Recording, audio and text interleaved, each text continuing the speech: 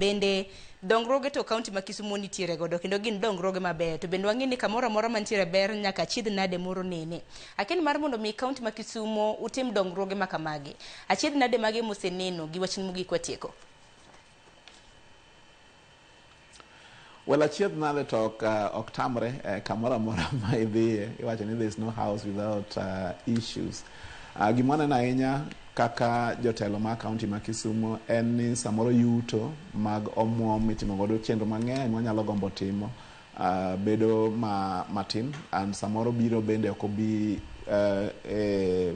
a frequency madwarore. Gima iluongo ni on source revenue, shareable revenue owuok e national government to county governments. Yeah, kai kubedo ni kaka sani pesa ma nyose biro en mana ma January, February poko biro kod apani February osebiro, biro just the other day.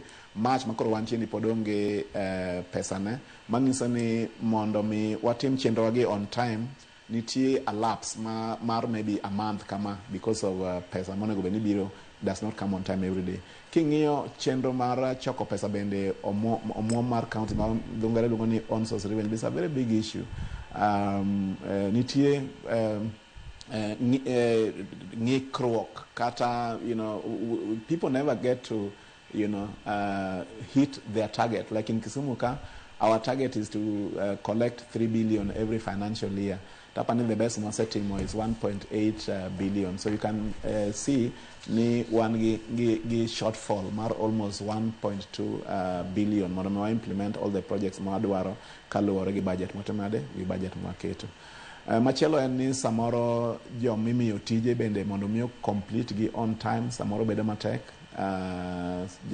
Emamiyo ni samoro nitie projects ma kata projects ma are being rolled over nikech ochiw gi in this financial year to jomo migi go samoro onge the capacity mondo miyo tiek gi on time, koro chuno nyaka gitim ang'owa, nyaka gikal ikomuom ma nochiw gieno. Koro mago gin moko kuom weche ma samoro miyo implementation of projects in counties samoro ok bed mayot ahinya. Kuom mamoko ma samoro ok nyalo bedo gi thuolo mang'eny mar wacho. Erokamano ahinya. Gi wachni mogik daktari kwa tieko ka gonyi mar mondo midhi gi chenro mamoko. Wachni mogik debed ang'o?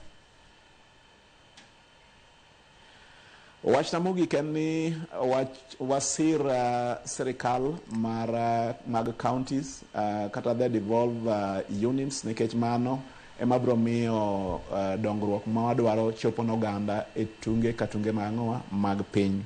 To bende yiena awachie kama, ang'eyo ne ok en related gima wa discuss kawuono, kaka onagi.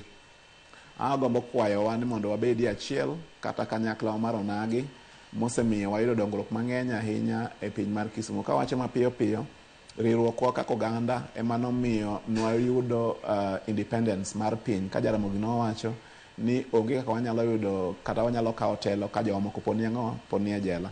Nong'iyo piny kaka piny mar Kenya achiel.